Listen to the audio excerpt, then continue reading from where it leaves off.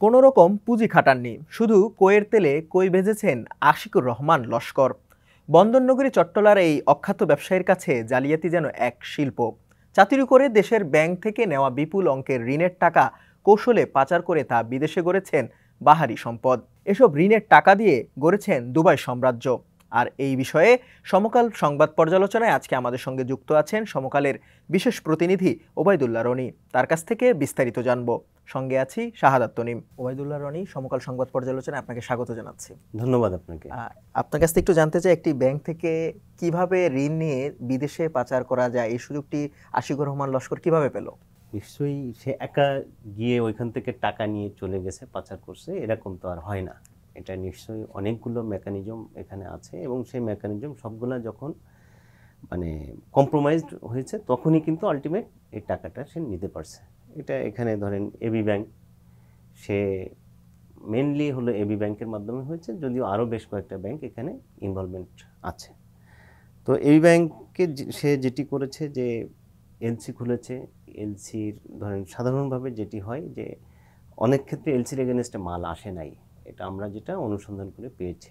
আবার অনেক ক্ষেত্রে এসছে, ধরেন আসছে, এখন এই জিনিসটার দাম হয়তো 100 টাকা আপনি কিনেছেন, এখন লোকসান হয়ে 80 টাকা তো বিক্রি করবেন নাকি, নিশ্চয়ই কোনো না কোনো একটা ভ্যালু তো আছে। তো সে যেটি করছে যে কখনোই সে টাকা পেমেন্ট করে নাই এবং টানা 6 বছর এইভাবে ব্যাংক তাকে এই ফ্যাসিলিটিসটা দিয়েছে। তো ব্যাংক যেটি বলার চেষ্টা করেছে যে তারা আসলে ওই সময় হঠাৎ করে ডলারের দর বেড়েছিল বা হলো স্ক্র্যাপের দাম কমে গিয়েছিল, যে কারণে সে টাকা ফেরত দিতে পারেন। এটা আসলে কোনো যুক্তি হতে পারে না, কারণ 100 টাকা দিয়ে কিনলে সেটা তো 80 টাকা হইলেও তো একটা ভ্যালুস তো আছে। এখন 80 টাকাও সে কিন্তু দেয়নি, সে বারবারই ফোর্স লোন ক্রিয়েট করেছে এবং এইভাবে পরবর্তীতে সেটা মেয়াদি ঋণে রূপান্তর করে আলটিমেট সে টাকাটা দেয় নাই, না দিয়ে এবং নিশ্চয়ই আপনি দেখেছেন নিউজের মধ্যে বিষয়টা পুরো পরিষ্কার করা আছে, সেটা যেসব দেশ মানে করের স্বর্গ হিসেবে পরিচিত ট্যাক্স হ্যাভেন কান্ট্রিতে নিয়ে গেছে, মানে ম্যাক্সিমাম টাকাই এলসিগুলাই হয়েছে ওই সব দেশে নিবন্ধিত কোম্পানিতে। কোন কোন দেশগুলো? এটা পানামা আছে, এটা হলো লাইবেরিয়া আছে, এরকম 4টা দেশ থেকে মেনলি হয়েছে। তো এই সব যে দেশগুলা, এটা নেভিস আছে, এই সব দেশগুলাতে সাধারণভাবে যেটি ঘটে যে এই সব জায়গায় কোম্পানি নিবন্ধন করা অনেক সহজ। ধরেন যে কোনো একটা কিছু দিয়ে আপনি চাইলেই একটা $100 দিয়েও একটা কোম্পানি খুলতে পারেন, খুলে সেখানে আপনি হাজার হাজার ডলার সেখানে নিয়ে যেতে পারেন।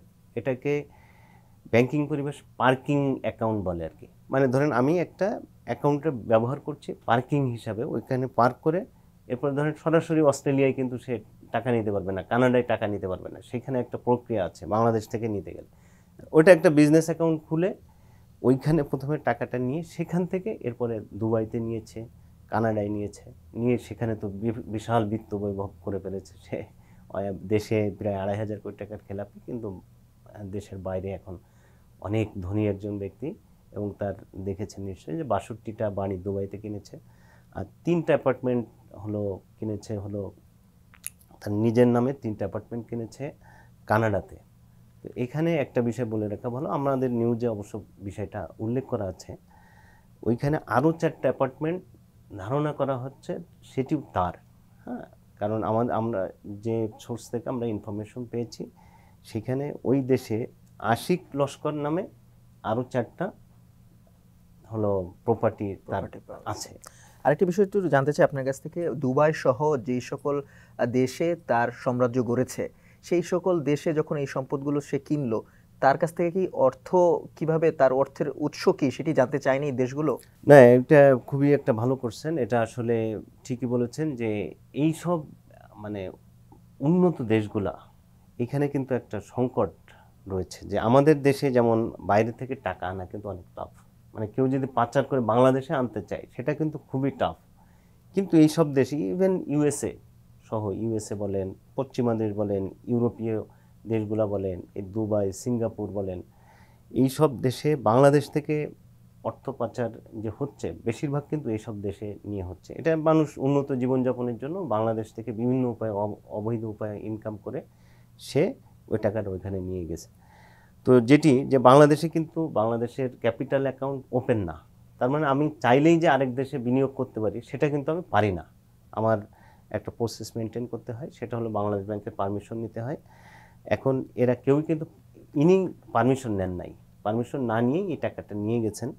তো ওই সব দেশ আসলে ওদের আইনটা এমনভাবে করা যে ওদের এখানে এটা ওদের আইন, এটা হয়তো অপরাধ না, যে কারণে উনি নিতে পেরেছেন এবং অ্যাসেট কিনেছেন, একের পর এক সম্পদ কিনেছেন।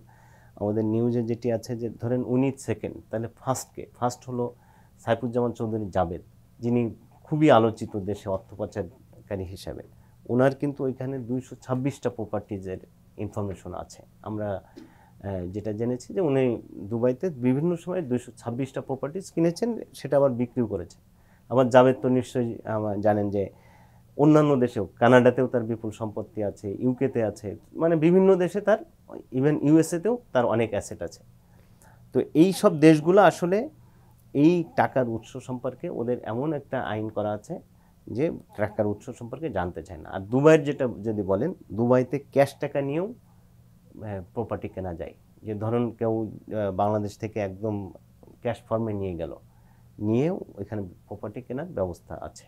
আরেকটি বিষয় আপনার কাছে একটু জানতে চাই, যেই টাকাগুলো ঋণ নিয়ে বিদেশে পাচার করেছে সেইগুলোর ক্ষেত্রে বাংলাদেশ ব্যাংক এবং দুদকের কি এখানে কোনো তদারকি ছিল না? তাদের কাছে কোনো ইনফরমেশন ছিল না? হ্যাঁ, নিশ্চয়ই। এটা আমাদের রিপোর্টে আসছে যে আশিকুর রহমান লস্করের বিষয়ে কিন্তু বাংলাদেশ ফাইন্যান্সিয়াল ইন্টেলিজেন্স ইউনিট, যেটি আসলে মেনলি বাংলাদেশ ব্যাংকের অধীনস্থ একটি প্রতিষ্ঠান, এই প্রতিষ্ঠানটা কিন্তু 2018 সালে প্রথমবারের মতো আশিকুর রহমান লস্করের বিষয়ে একটা প্রতিবেদন দিয়েছিল দুর্নীতি দমন কমিশনে, যে সে অর্থ পাচার করেছে এরকম। দুদক থেকে এটা একটা ইনকোয়ারিও করা হয়েছিল। পরবর্তীতে 2021 সালে আরও একটি রিপোর্ট দিয়েছিল। দুইটা রিপোর্টই কিন্তু দুদক ইনকোয়ারি করছিল। করে ওই যিনি ইনকোয়ারি করেছেন উনি কিন্তু ঠিক প্রপার রিপোর্ট দিয়েছেন যে হ্যাঁ, তার অর্থ পাচার যে সে করেছে এর তথ্য প্রমাণ তারা পেয়েছে, এই তথ্য তারা দিয়েছিল। কিন্তু ঘটনাক্রমে 2022 সালে গিয়ে 2021-এ উনি রিপোর্ট দিয়েছেন, 22 সালের দিকে গিয়ে আশিকুর রহমান লস্করকে কিন্তু দুদক ক্লিন সার্টিফিকেট দিয়েছে, ক্লিন সিট বলে যেটাকে, হ্যাঁ, ক্লিন সার্টিফিকেট দিয়েছে যে আসলে তার কোনো মানে এই অর্থ পাচার বা এই অবৈধ ইনকাম এইগুলার সম্পৃক্ততা পাওয়া যায়নি। তো এই পার্টটা আসলে কেন দিয়েছে এটা আমরা মানে এটা তথ্য প্রমাণ দিয়ে বলতে হবে সেরকম না। নিশ্চয়ই আমরা জানি যে আমাদের বিভিন্ন জন বিভিন্ন সময়ে বিভিন্ন প্রভাব খাটিয়ে অর্থের বিনিময়ে বিভিন্নভাবে বিভিন্ন জায়গা থেকে বিভিন্ন সংস্থার কাছ থেকে ছাড় পেয়ে গেছেন। এরকম বিভিন্ন সময় আমরা রিপোর্ট করেছি যে অমুক এইভাবে সার্টিফিকেট, ক্লিন সার্টিফিকেট পেয়েছে, আসলে সে হয়তো দুর্নীতিবাজ কিন্তু পেয়েছে। তো ধরুন ইনি যে দুর্নীতি করছেন এটা কিন্তু এখন প্রমাণিত। সমকালের এই রিপোর্ট পড়ে আমরা এটা পরিষ্কার যে উনি যে অর্থ নিয়েছেন সেটি তো বাংলাদেশ ব্যাংকের পারমিশন নিয়ে নেন নাই, তার মানে অবৈধ উপায়ে উনি নিয়ে গেছেন। সো উনি অর্থ পাচার করে বাংলাদেশের আইনে একটা বড় ধরনের অপরাধ, সেই অপরাধ উনি করেছেন। তো সেই ব্যক্তির বিষয়ে অর্থ পাচারের বিষয়ে যখন প্রতিবেদন গেছে, এরপরেও তাকে ক্লিন সার্টিফিকেট দেওয়া হয়েছে। সো সে যে মানে নিশ্চয়ই এখানে কোনো ভিতরের কোনো বিষয় আছে, এটা আসলে বোঝাই যায়। আরেকটা বিষয় আপনার কাছে জানতে চাই, এই যে প্রতিবেদন করার সময় আপনার রিপোর্টে তো আমরা দেখেছি, এর বাইরে কোনো তথ্য আপনার কাছে আছে কিনা আশিকুর রহমান লস্করের বিরুদ্ধে? ধন্যবাদ। যে আমরা দেখেছেন যে আমাদের রিপোর্টের একদম শেষে একটা ঘোষণা দেওয়া হচ্ছে যে আগামী কাল পড়ুন দ্বিতীয় পর্ব।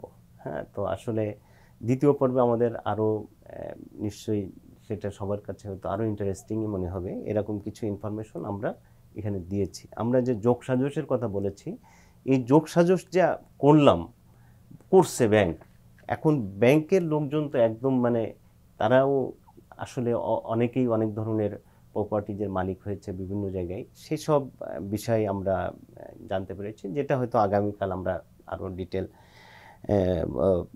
জানাবো পাঠকদেরকে। আর আরেকটি বিষয় হলো যে হ্যাঁ, এইখানে আমি চিটাগাং গিয়েছিলাম বা দেশের বাইরে থেকে তথ্য কালেক্ট করেছি। এইখানে আসলে সবচেয়ে যেটা বড় যে এখানে মানে এই প্রক্রিয়াটা এত সহজে সে করে ফেলছে, মানে এইটা অবাক হওয়ার মতো।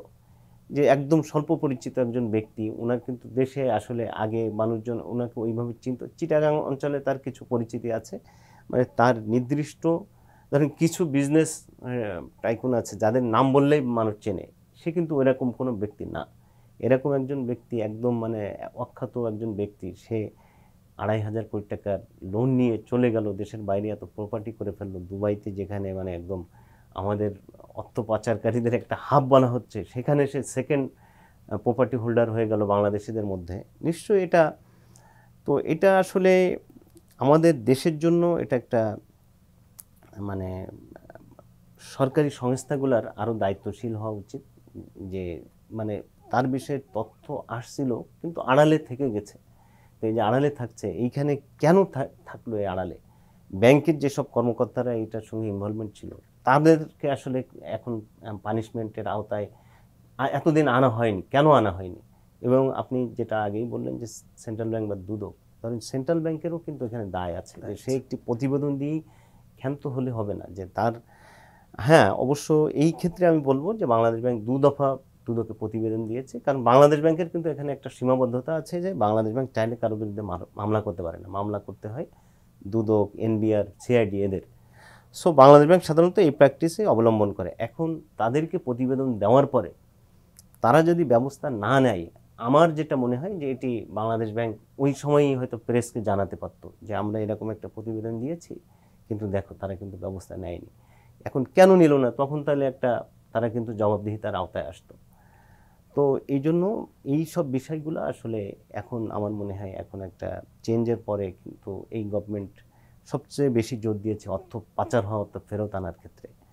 তো 11টি বিশেষ তদন্ত কমিটিও গঠন করা হয়েছে, তদন্ত দল গঠন করা হয়েছে, তারা নিশ্চয়ই এসব বিষয়গুলো আরও খুঁটিনাটি বিষয়গুলো দেখবে, এবং এরকম আরও কত আশিকুর রহমান লস্কর হয়তো বিভিন্ন সময় আমরা জানতে পারবো। সেই লস্করদের মানে মিডিয়ায় আসার আগে যেন ওনারা ব্যবস্থা নেন, সেটাই থাকবে আমাদের প্রত্যাশা, বা মানে নাগরিক হিসাবে আমাদের প্রত্যাশা থাকবে এটি। ওবায়দুল্লাহ রনি, সংবাদ পর্যালোচনা আমাদেরকে সময় দেওয়ার জন্য আপনাকে অসংখ্য ধন্যবাদ। ধন্যবাদ আপনাকে। দর্শক, এই ছিল আজকের সমকাল সংবাদ পর্যালোচনা। অন্য কোনো দিন অন্য কোনো বিষয় নিয়ে আমরা আবারও হাজির হব। ততক্ষণ পর্যন্ত সমকালের সঙ্গে থাকুন। দেশ বিদেশের সর্বশেষ সংবাদগুলো সবার আগে জানতে www.সমকাল.com চোখ রাখুন।